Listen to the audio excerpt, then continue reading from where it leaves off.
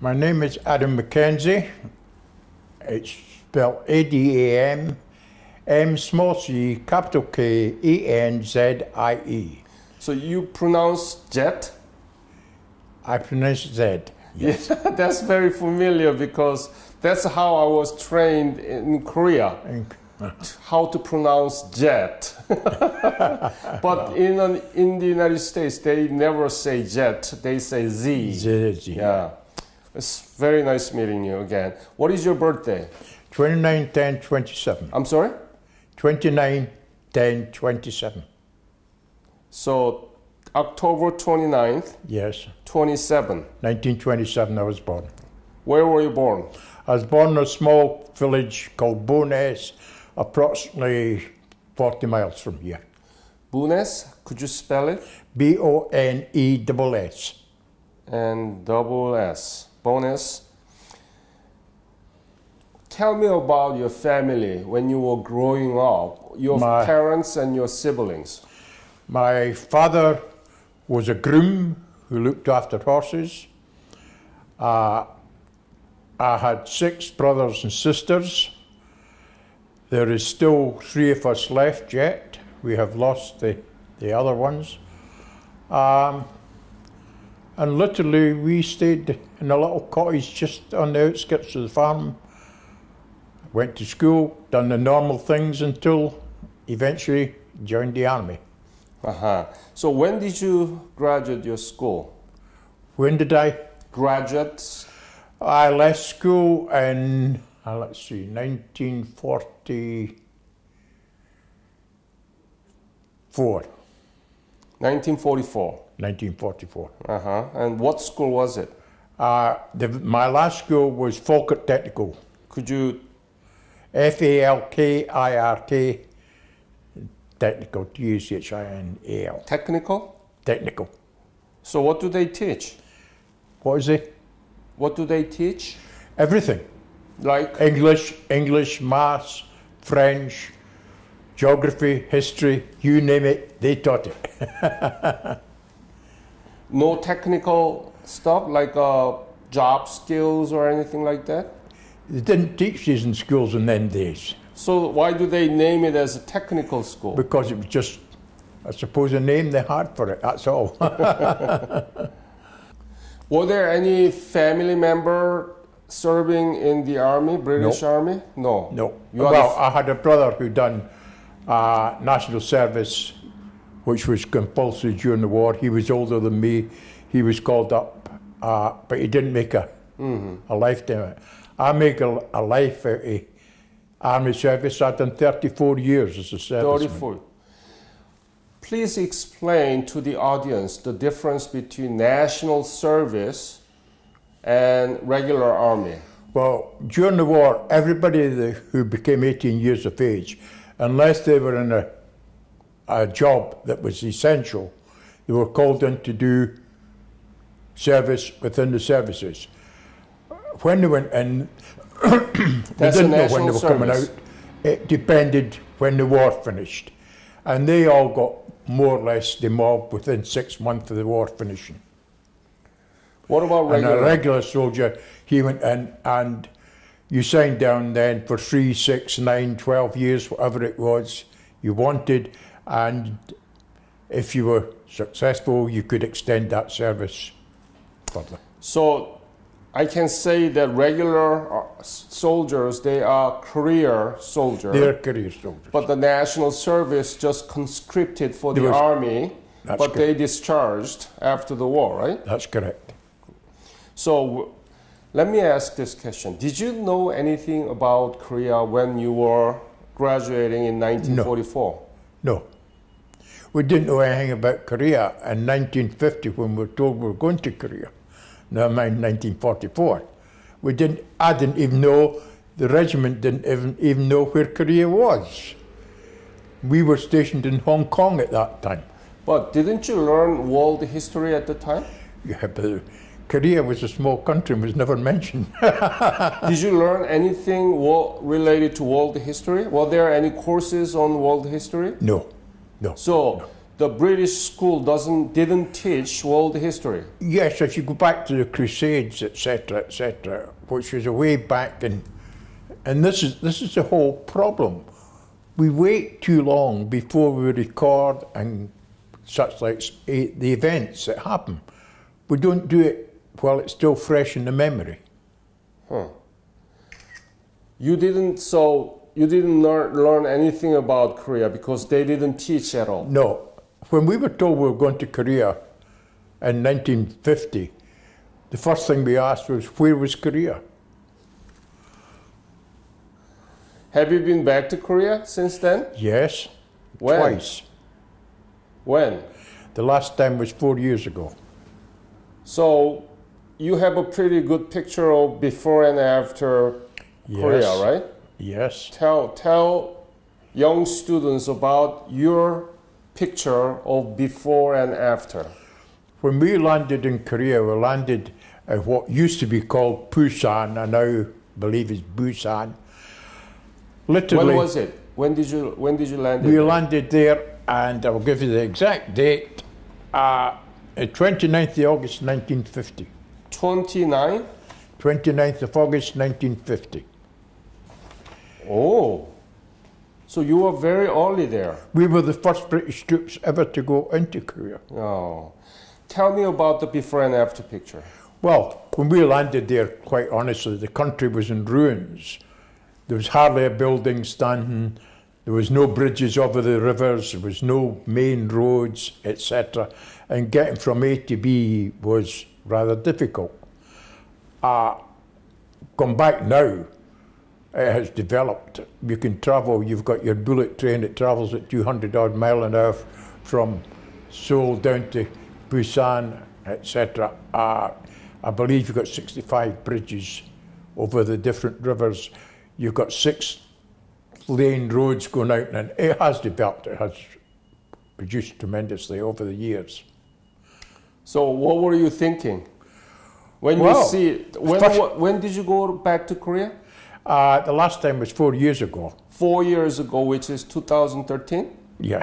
And before, when did you go? It was 2 years prior to that. So 2011? 11? And when you see the completely transformed Seoul and Korea, what were you thinking to yourself? Oh, you wonder if you were back in the same place, quite honestly, because there is a tremendous difference in it. The development within the country is tremendous, fantastic. We never ever developed like as quickly and as much over that period of time. But you are the country of industrial revolution and the roots of democracy, parliament democracy. We possibly were. I wouldn't say we are. Things have slowed down. Things have slowed down. Yeah, but still, you used to be the center of the world, the British Empire, Pax Britannica. The empire doesn't last as long. So, when did you join the army? I joined the army in 1945. 1945, that's the year of the end of the World War II. End of the war. When was it? Do you remember the month? No, not really. Around about June, July, something like that. And that you were conscripted? No. No, so you were volunteered to serve? I volunteered. So you were a regular soldier? I was a regular soldier from the word-go. Why did you join the army?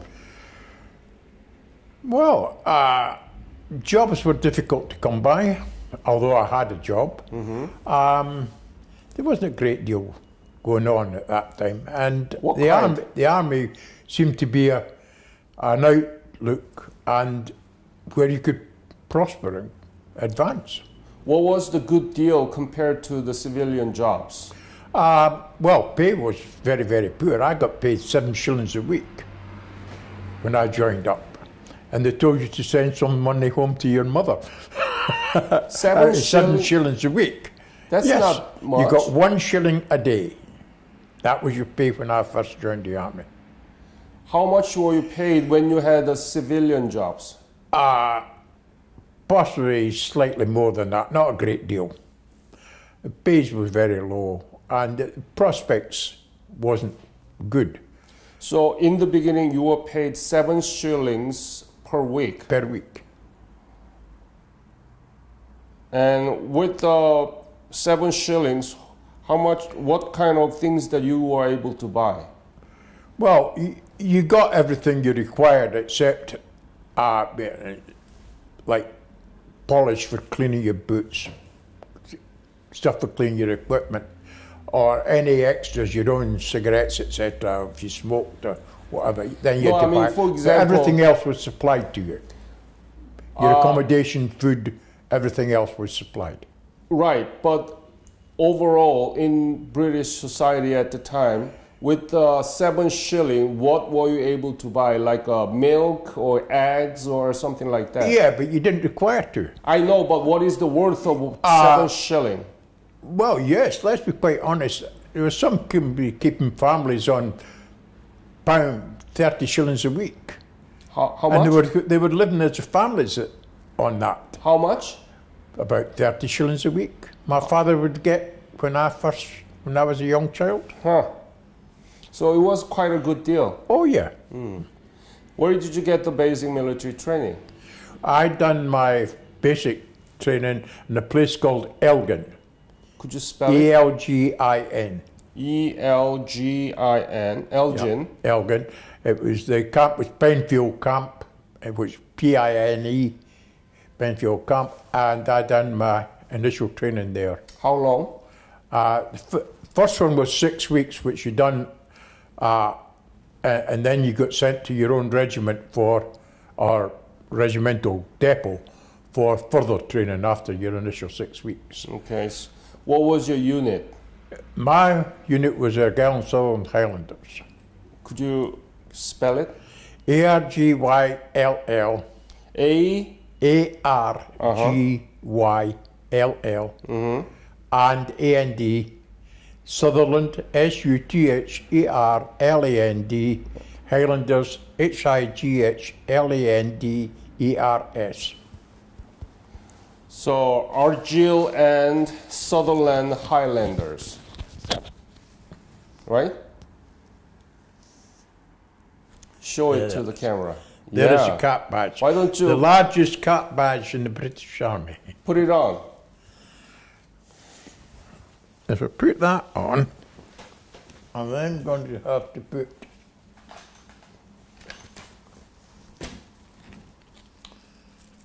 take it off and put it on. Wow, that's a lovely hat. That is known as a Glengarry. You look great with it. My goodness, nobody will believe that you are 90-year-old man. Nobody. Well, there you are. Beautiful. And could you give me some idea at the time how this whole army of United Kingdom of Great Britain and Northern Ireland was organized and where your unit belonged to? Well, after I done my initial 6 weeks training, I came down to just in the outskirts of Edinburgh and done a further 6-8 weeks training. In beginning of January 1945, there was approximately 60 of us, and we got aboard ships and boats, etc., and finished up in Palestine. Palestine? Yes, and that's where I first joined my battalion. What was your Palestine battalion? in January 1946. What is your battalion? Sorry, 1946. What is your battalion? 1st Battalion, Argyll and Southern Highlanders. And what did you do at the Palestine? Well, Palestine at that time was in a typical state as you get at present moment, Afghanistan, etc. And that there was different factions fighting each other, etc. And we were more or less there to try and keep the peace between the Jews, the Arabs, and all the incomers, etc. And a lot of Jews was at that time coming into Palestine from other countries. And we were just there as peacekeepers, more or less. Mm-hmm. How was it? Was it dangerous? Sometimes, like when they put explosives into big canisters, put them in the cellars of the hotel and blew the hotel up. It was dangerous to get in there, but we didn't lose many people, one or two, but... So your unit, Azil and Sutherland Highlanders, does that belong to the Commonwealth? They belong to the British Army. British Army? Yes. Okay. So when did you leave for Korea, from where? Oh, no. We left Palestine when it got the mandate, and Palestine became an independent state in April 1947. We came down into Egypt then, and then we came back home to the United Kingdom. Mm-hmm. We left in the United Kingdom again in 1949 and went to Hong Kong. We were stationed in Hong Kong when we were told we were going to Korea. So what were you doing in Hong Kong? We were patrolling the borders between China and Hong Kong. And was there any conflict between Hong Kong and China at the time? Yeah, it depends how many you caught swimming the river. The people used to come down from China, then try and swim the river across into Hong Kong. The river was the border. And our job really was to try and stop them swimming the river to get into Hong Kong. Now Hong Kong is Chinese territory. What do you think about it? What do you think about it? It was British territory at that time. But originally belonged to China. It always belonged to China, but it was run by the British people. It was British. We had our own governor there, etc. Yeah. During that time, so it was really British run. So when the Korean War broke out in 1950, June 25th, what were you doing there? Still patrolling the border? Yes. Okay. Tell me about the day that you were leaving for Korea. What were you feeling? We got told we were going to Korea, and we had 3 days in which to pack up. Quite honestly, we didn't know even what climate was going to be. We put all our winter clothing, etc., into storage and left it in Hong Kong. So you left So without we left Hong Kong with tropical clothing to go to Korea. Now, if you can imagine, we went out on a Royal Navy ship, HMS Ceylon, and we were possibly about 900 strong. So you can imagine them 900 extra bodies, plus all their equipment, aboard a ship which already had its normal crew on it. It was rather... So you thought that, and the British thought that this war is not going to be long enough, That is quite true. We didn't think we would be there very long. We didn't know what was So 900 of yours? Yes. There was 900 as us. There was approximately the same from the Middlesex Regiment. And they left on, I'll check the name of the ship. We were left in the Ceylon, and they left on the Unicorn. So now you are headed to Korea, the country that you didn't know where it was. No, we didn't know where it was, nor what it was, nor what we were going to find when we got there. What were you thinking? What were you thinking when you go into the war? It was another job. You're a regular soldier, you're a serviceman, you know what your job's going to be. So it was just another job to us. What was your rank at the time? I was a corporal at that time. Corporal? Yeah. So how much were you paid? Oh, by that time we possibly up about 10, 15 shillings a week. But let's be quite honest, you could live quite well in Hong Kong on that these days. Yes. Yeah. How did you could like go out Hong with $5 and come back with change in your pocket. How was Hong Kong?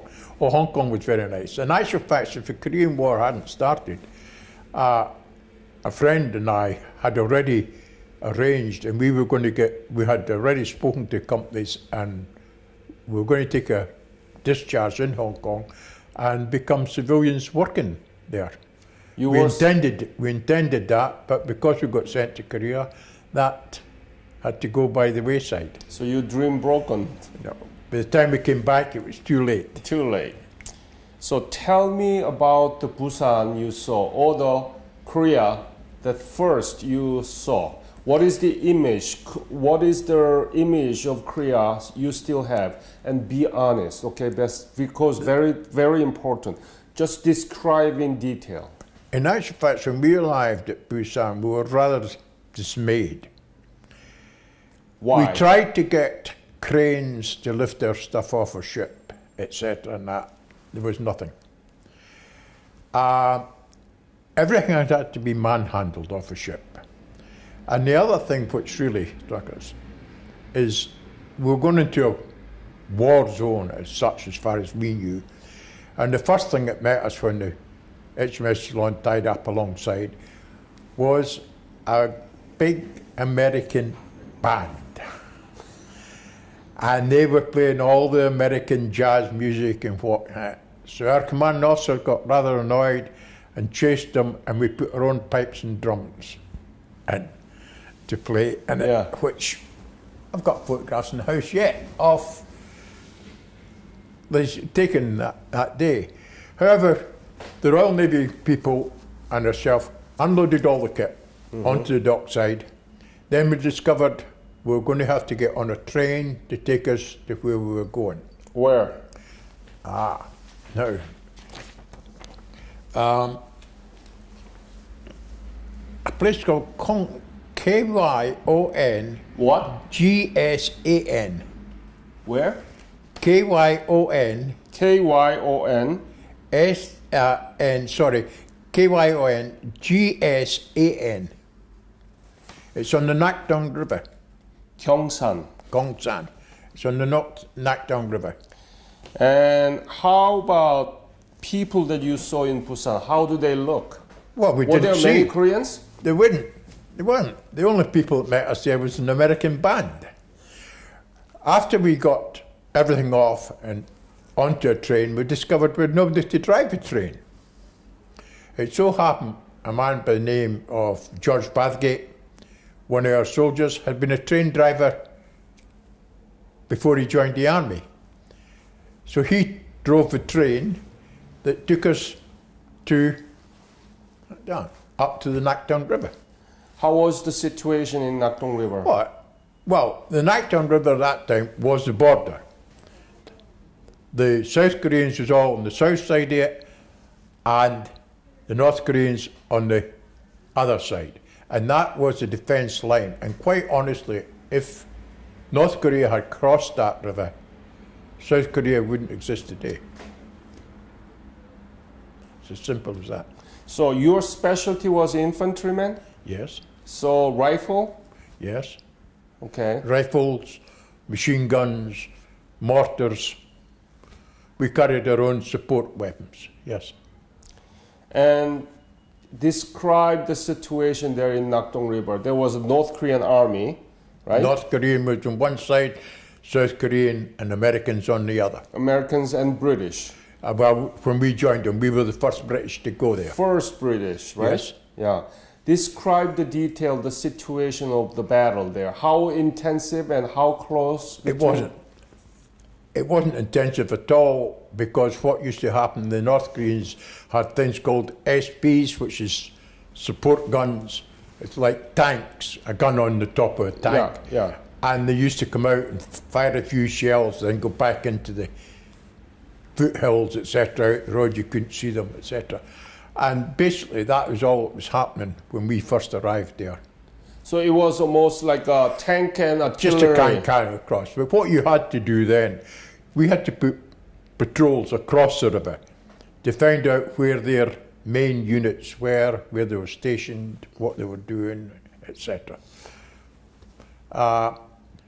Until eventually we crossed the river as a unit. And by that time we were joined by a regiment called the 3rd Australian Battalion. They came from Japan and joined us, and we formed what was known as the 27th Brigade, and that was the first time a United Nations brigade had ever been formed. So there was UN forces. We became UN forces. So the Americans? The Americans were on one side, Canadians eventually joined us, but to form 27th Brigade was the Middlesex Regiment, the Argylls, and the 3rd Australians. No US, no other foreign troops, No, but nothing just else. it's a completely British brigade. Solely British. So was not that close enough so that you're not engaging in, shootings? Oh yeah, eventually once we got across the river we did do, but we had to get across the river first, and everything had to be manhandled across the river because there was no bridges. So you had to build your own bridges, and we broke out from there, and everything had to be carried with us from there. And as I say, I think I've got the date. Yeah. And the 4th it was the night of the 4th of September when we crossed the Nakdong. Oh, so that was before even Incheon landing. You crossed the Nakdong River. We crossed the Nakdong on the 4th of September. So 4th of September, that means that you were in attack mode, right? Yes. Oh, okay. And tell me about any dangerous episode or moments where you might have lost your life or anything that you remember. Well, we progressed up the country quite easily after we got across the border, and eventually got bridges to put supplies across it. So we progressed up until the 22nd of September, and we took over a feature.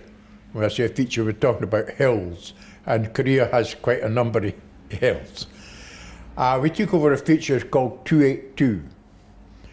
And 282? 282, yes. And we took over this feature from the Americans because they'd been stuck on it for about 5-6 days, couldn't get off it. On the morning of the 23rd September, we launched an attack on the next feature past it, and actually took that feature very early in the morning.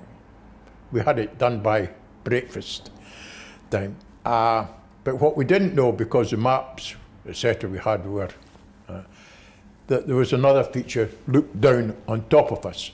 So that gave the North Koreans the advantage of being able to fire downwards on us where we couldn't fire up on them. We called for an airstrike.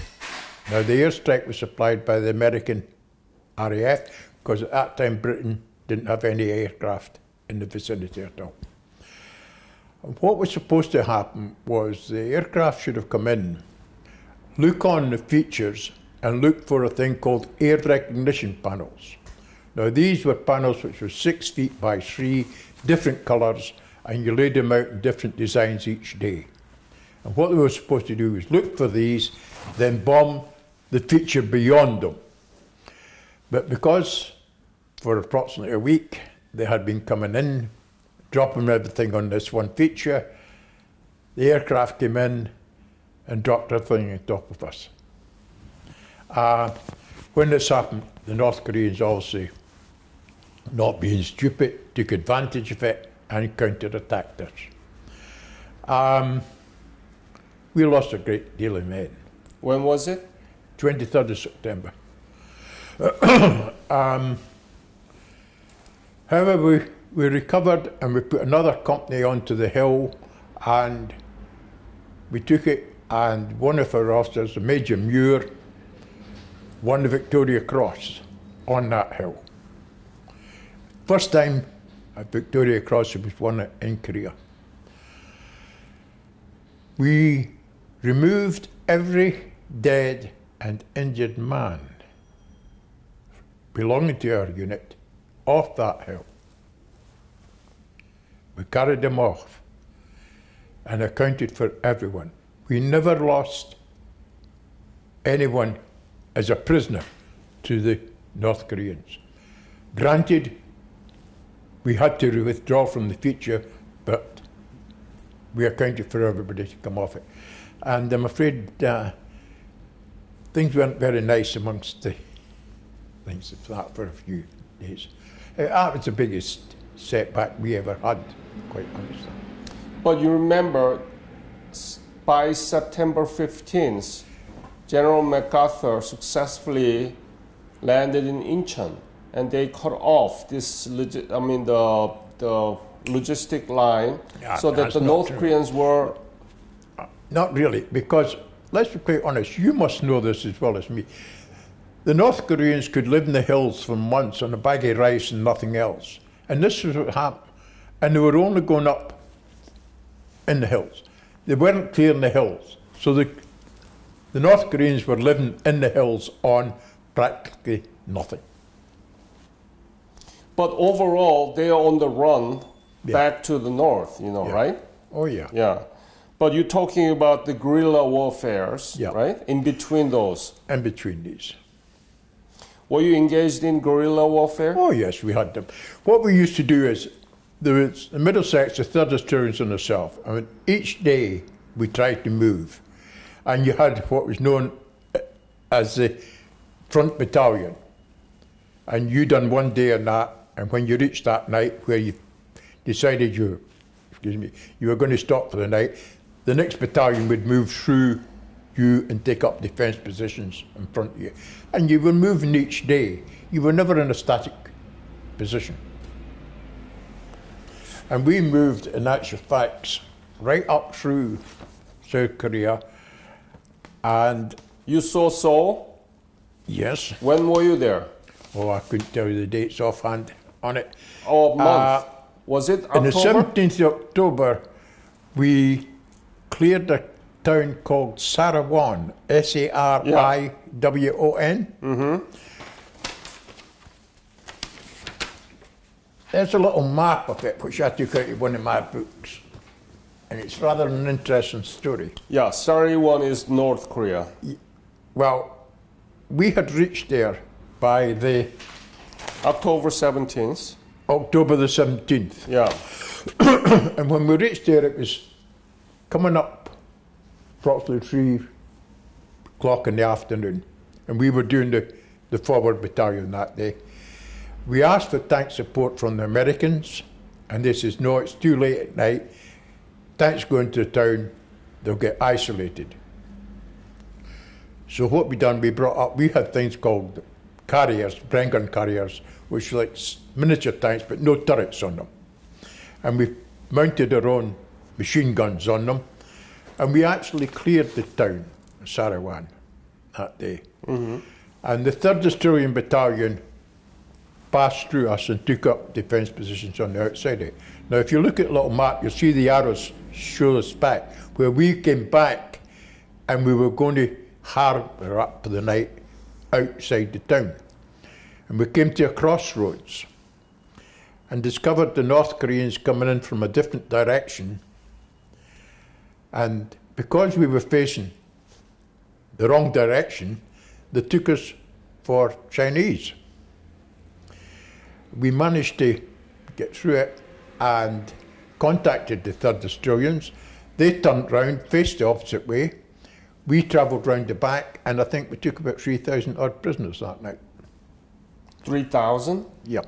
Wow. All the North Koreans? They were North Koreans trudging back, and we travelled back till we got behind them, and we just pushed them forward, and the Australians were facing them, and we took somewhere in the region of approximately 3,000 prisoners that night.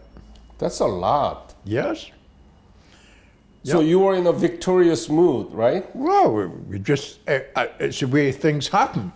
And as I say, we passed that. But we actually got to Pyongyang, and we have the battle honour of a place called Pakchon, P-A-K-C-H-O-N. Pakchon. Yeah. We have that battle honour on our colours for a really hard fought battle on at Batchong. Tell me about it. Well, I wasn't involved in it, so there's very little I know, but I know the company that went into it.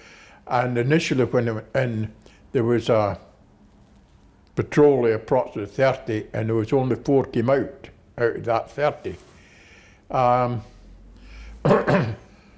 Major Wilson, who commanded it, got decorated for it as well, but I wasn't otherwise occupied by that time. By the time around middle of October and end of October, did you see any Chinese soldier? No, No. not Chinese at that time. After we reached the Pyongyang, when we reached the outskirts of Pyongyang, we were stopped and told we had to go back. Why? To where? Back to 38th Parallel. 38 parallel? Yeah. Why? Because the Americans were in control. And we should never have crossed the 38th parallel. It meant we were invading another country. So at the time, there was no Chinese intervention yet. No, they came in after that. After that, but you were told to go back to 38 parallel? Back to the 38th parallel. Ah. Because Americans were north, right? We were all northy. We were all north of the 38th parallel. But the Americans will take place of you and going toward Well, north. it was the American generals that was controlling all the things. Yeah. So, tell me about on the way back to 38 Well, parallel. Were there any? Oh yes, let's be quite honest. After we started coming back, that is when the Chinese actually came in. Yeah. Now, it is easier to defend if you're on the advance than what it is if you're retiring to different areas behind you. And we got pushed well back into down into South Korea, which should never have happened. If we had kept going, I don't think there would have been the trouble today you have between North and South Korea. Right, exactly. That's right, because South Korea wouldn't have existed. So the Americans can say what they like, they are to blame. So on the way back to 38 parallel, were there any battles? We had many skirmishes with them, yeah. So North Korean soldiers were all over? North Korean and Chinese coming in. You could always tell when it was the Chinese because they made so much noise and screaming when they came in. Bugles. Bugles and everything. But what we did discover was that we came in troops. It didn't all come together. The first ones would all be armed. The second ones, possibly 50 to 75% would be armed. The third one would pick up weapons and ammunition as they came in. They possibly didn't even have any weapons to start with. So they were, that's why they didn't all come as a one unit. Unless we discovered part of the mechanism of the rifles was made of wood. So when did you get back to 38 parallel? When did you arrive around the 38 parallel? We actually handed over to 28th Brigade on the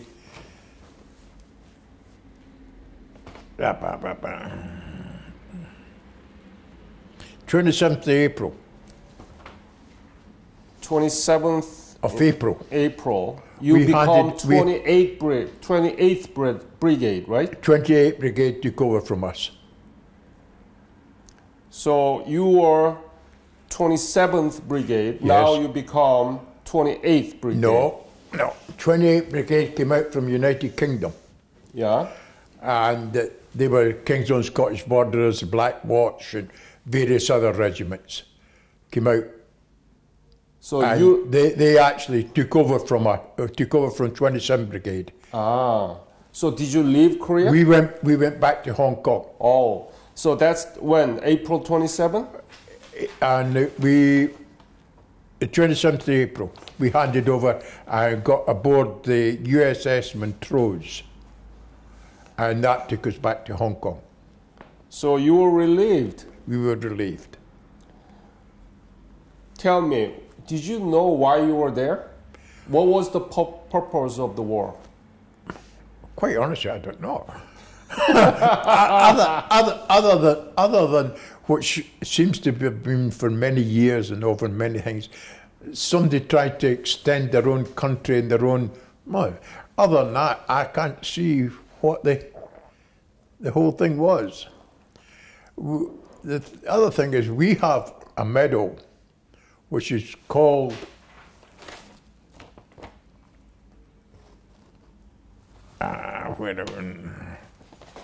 You were there to contain... The presidential we got a thing called the presidential citation from a man called Sigmund Rhee. Uh-huh. Show it to the camera, please. That is it. Now, there was less than approximately 2,500 people ever qualified for that medal. Only 2 British regiments, the Argylls and the Middlesex Regiment, and the other ones were the 3rd Australians.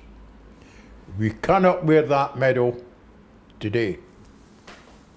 It has never been recognised by the British government. If we want to wear it, we wear it on the right-hand side. Mm-hmm. We can't wear it on our medals. That's an honour. That's one thing. And as I say, living today, I reckon you could count them possibly 200, 250 people living that still entitled to wear that. Tell me about the life. When you arrived in Busan in August of 1950, you went up to the Pyongyang and Sariwon, and then you went down to 38 Parallel.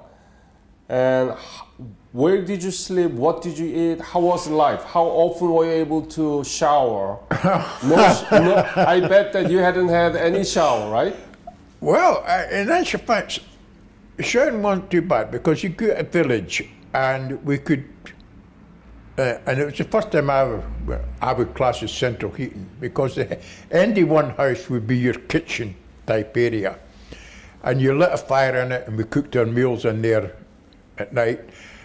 But the flue or the chimney for the fire went underneath the house and up the other side. Floor heating. It was central heating. And let's be quite honest, during the winter, we were very glad of these. With the summer uniform. We were still in summer uniform.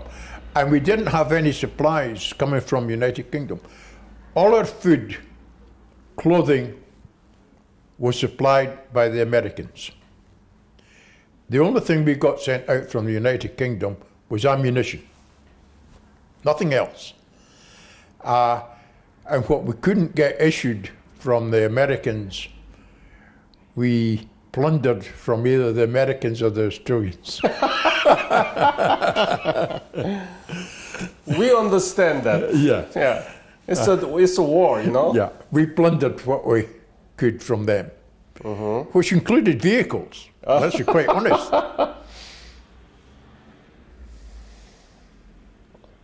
And where did you sleep? Oh, it depends where you were. If you were near a village, in a rest area or an area you slept in the houses, etc., which was all emptied anyway. There was very, very few civilians about there. If you were in a defensive position, you slept in your slip trench. Trench. And did you have a sleeping bag? No.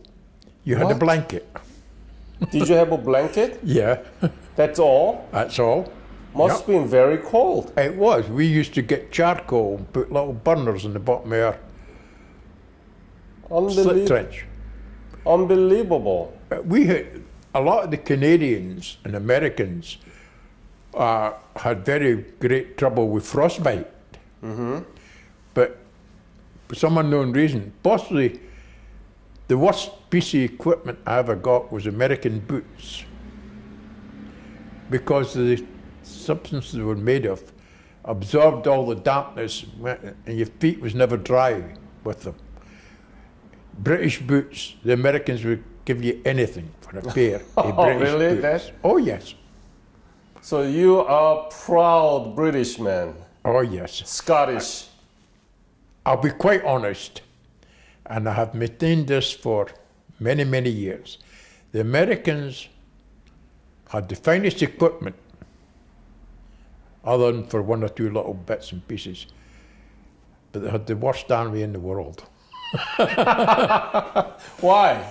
Well, because of the way they were doing it. We had a unit, 120 mortars attached to us. And when they came to us, if they came, stopped overnight, the first thing they done was cooked up a meal, etc., etc. We didn't. The first thing you did, you dug your slit trench. You dug your defensive positions. And then you made your meal. And eventually, we got the Americans into our way of working. And they didn't want to go back. What? No. They were much happier with the way that we worked than the way that they had worked previously. They didn't lose anybody with us because they'd done what we wanted them to do. So basically what you're saying is you knew how to fight, but they didn't know how to fight. Well, this is quite true. We were taught in the jungle in Hong Kong before we went into Korea. So in actual fact, it stood us said. Although the British Army had a lot of what we class as national servicemen at that time, that was people that was coming in to do 2 years and going out, simply because we didn't have sufficient regular soldiers. We had quite a number of national servicemen, but we also had sufficient regular soldiers who was making a whole line of that to keep them turning over. But also Americans had veterans from the World War II. They know how to fight. Well, they weren't in Korea. Oh, they were in Korea. They were in Korea. Let's be quite honest. I got called out on the 1st of January 1951 to go and look for an American patrol that hadn't returned from a patrol that had gone out in the previous night. We travelled approximately 5 miles from where they were and found them all in their sleeping bags. And that's how they had done their patrol. They'd moved 5 miles up the road, got the sleeping bags out, got their head down. Yeah.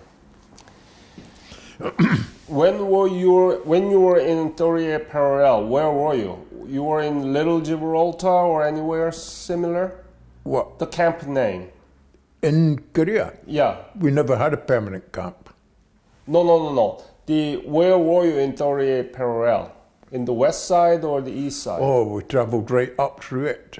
Tell me about... Just wherever you were, we would move from section to section, wherever they needed troops in it. We would move to wherever there was a weak point in the front line, you moved them in.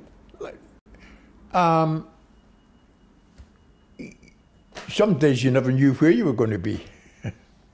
It was very hilly, right? Yeah. Lots of mountains. Just mountains, oh yeah. The Australians were first class. If we went to them, being typical British Army soldiers, you wash and shave every morning. Now you could be sitting on top of a hill. You don't get water on the top of a hill. So you possibly had to walk down the hill to get water. The Australians got on the top of the hill and they sat there until they had to come off it. That's a different way the British and such likes work. Yeah. So when you left in April 1951, had you ever imagined that Korea would become like this today? No. Korea was a ruin when we left it. We left from Busan again on USS Montrose, but Korea was in ruins completely. So the whole lot. Did you see Seoul? Oh yes. Tell me about Seoul. So What it was did you just see? ruins. There was no ruins. You just dug your way through it. The population was all down south. There was nobody left in it. There was no wildlife. Was Korean people really poor at the time? Quite honest, we couldn't have existed without the South Koreans. They had things called an A-frame.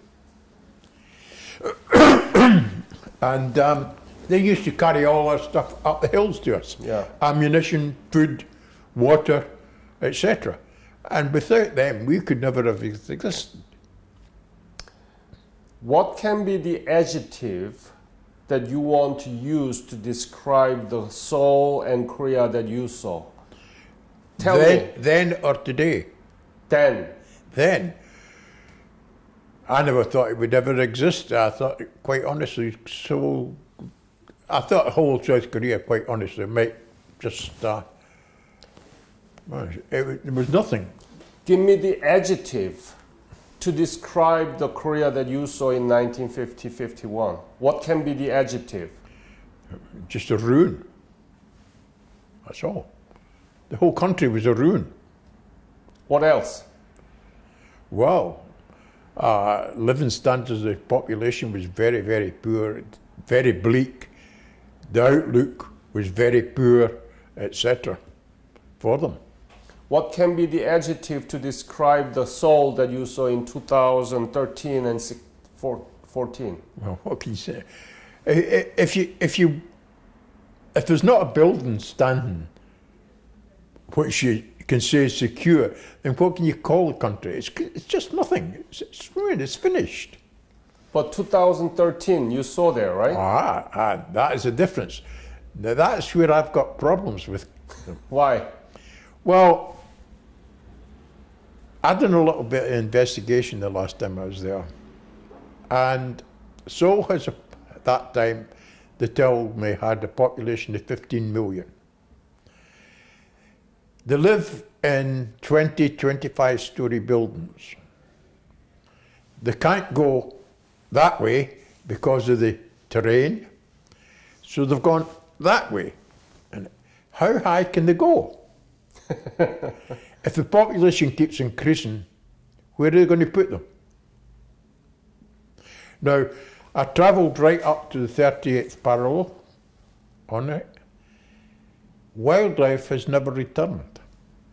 There is very, very little wildlife in the country. The only thing you've seen was a few pigeons in Seoul, but they were so fat they could barely fly, quite honestly. But that was the only wildlife we've seen in it.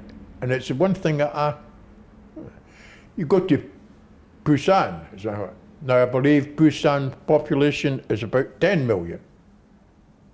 Again, it has the same problem. Where do you put them? I don't know. So all high So rise. what is the future going to be? So that is our problem, right? Too much prosperity. Well, or do you... How do you control your population? What's the maximum height you can go in a building? Right. I've lost contact with her now, but I was in contact with a student in Seoul, and she started on the 25th floor in a flat, and her ambition was eventually to get moved periodically when flats became empty until she reached the ground floor of a house. I think she had moved down about 10 flights when I eventually lost contact with her.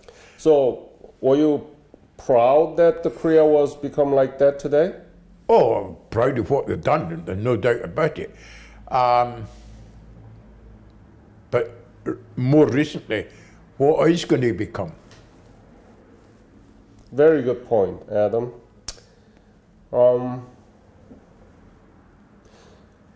Do you know why the British didn't teach world history at the time that you were growing up? Well, let's be clear, I don't think the British are sole purposes in this. We just take... over the last year, 18 months, I've had more people asking for interviews. So we're coming up to 65, coming nigh on 70 years. Why have we waited 65, 70 years before we do this? By the time this gets into the schools, it'd be the grandchildren which is getting this, the great-grandchildren, not, you know. You go into Korea today, the elder population, if they meet you in the street and they make you so, they stop, if they recognize you, and they bow, irrespective of what they've got, they will offer it to you. They are appreciated if what happened. Will it be the same in 70 years' time with a new generation? I don't know. Mm. Why is it known as a forgotten war? Because it was never really recognized. Let's be quite honest, we were 18 months finished before the British government issued a medal. And the only reason it was issued then was because the United Nations issued one and the British government had to do something to balance it. It wasn't recognised as such by the British government for some unknown reason. I don't know. So how do we make this forgotten war as the war that we need to learn about? You'll never do. How? No? No. Why not? Too late. No? Yes, too late. Let's be quite honest. Talking to my grandchildren, etc. today, they don't get taught First, Second World Wars. Don't get taught in schools. And this will happen with anything that happens. Afghanistan, Korea, Aden, etc. I don't think they'll become. We are trying to make it, this interview, for example, with you, as a part of history textbook, so that the students in the school in the United States and also in Great Britain, they can learn from you. And so that's why we are doing this. Do you think it will make sense? It makes sense, but I wish I'd done it 50 years ago. That's why I wanted to do more interview with your chapter member. Well, no, see, we have a problem, quite honestly. Other than the Black Watch, the Kings on Scottish Borders and ourselves, the other regiments, Scottish regiments who went into Korea, went in 1953. I've only got 42 members left in my branch. How many? 42. Uh-huh. At least 2/3 of these are people who went in 1953 to 1955. Now, they were not part of the, shall I say, the fighting troops. They were peacekeepers. Right. Therefore, they don't know. And this is one of the reasons why you don't get them coming out to give you interviews. All they done was they sat in a statutory position all the time. How many Korean war veterans in your branch? Who actually fought? 4? No. Yeah, who actually fought? How many are there in your branch? I would say possibly 20. 20? 20. Yeah. And they're slowly vanishing. I know. So if I come back to you live in Bathgate, right? I live in Livingston. Livingston? Yeah, which is just outside Bathgate. Yeah. So if I come back, do you think I can do interview of those 20 people? Why not? I don't know. They are younger than you, actually. None of them. I'm the oldest member of our branch. I know. They're all younger, but they've now reached this stage where they don't. I'm quite honest, a lot of them has given up. I'm lucky if I see 15 coming out to our meetings. I know. Old age. So even if I come back to your place, they're not going to do it? Yeah. Why not? They just don't do it any longer. I tried to get them to come out for photographs. I had a South Korean company, I can't remember its name, Newsan or something, which fits central heating boilers. They offered me 5 boilers for Korean veterans. I can only get rid of 3. Just the will now is no longer there. This is why I say we should have done this many, many years ago. Yeah. Any other episode or anything that you want to leave to this message?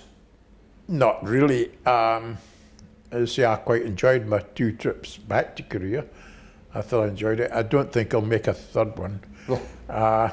Age is creeping up. The legs don't do what they're told as well as they should. But you're still pretty good. You're still very good, in shape. As isn't it? I say I keep myself busy. This is I could have went back years prior, but my other half was ill. I looked after her for 5 years before I lost her, and that's when I decided I'd make the trips back. All right, Adam, finally meet you here in Edinburgh, and very nice to talking to you, and you are in great shape. I cannot believe that you are 90-year-old man at all. So please keep up your good work, making yourself busy all the time. And I hope that I can see you next time too, okay? Yeah, I hope so. All right. Yeah.